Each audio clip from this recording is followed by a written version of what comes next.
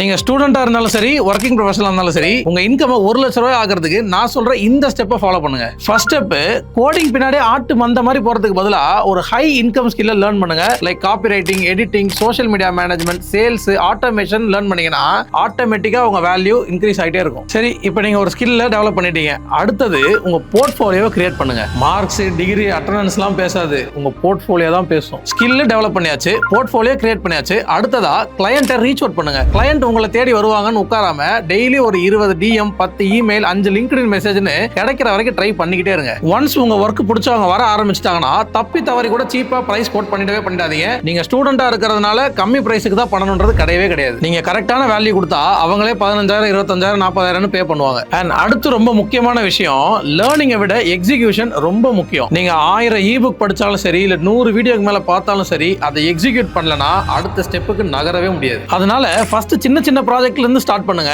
Confidence, clarity, கஸ்டமர்னு எல்லாமே வரும். And கடைசி ரொம்ப முக்கியமான விஷயம் நெட்வொர்க்கிங் தான். உங்களோட ஸ்கில் எவ்வளவு முக்கியமோ அதை விட முக்கியம் இந்த நெட்வொர்க்கிங். ஏன்னா இதுதான் உங்களுக்கான ஆப்பர்ச்சுனிட்டியை கிரியேட் பண்ணி தரும். ஸோ மீட்டப்ஸ், குரூப்ஸ், கம்யூனிட்டிஸ்னு ஜாயின் பண்ணிக்கிட்டே இருங்க. இதெல்லாம் நீங்க கரெக்டா பண்ணாலே நீங்க 1 லட்ச ரூபா ஏர்ன் பண்றதை யாராலையும் தடுக்க முடியாது. உங்களுக்கு கிளைண்ட் கிட்ட எப்படி அவுட்ரீச் பண்றதுன்னு தெரியலனா என்ன ஃபாலோ பண்ணிட்டு அவுட்ரீச் கமெண்ட் பண்ணுங்க. நானே எப்படி அவுட்ரீச் பண்றதுன்ற ஸ்டெப் பை ஸ்டெப் கைடு உங்களுக்கு செட் பண்றேன்.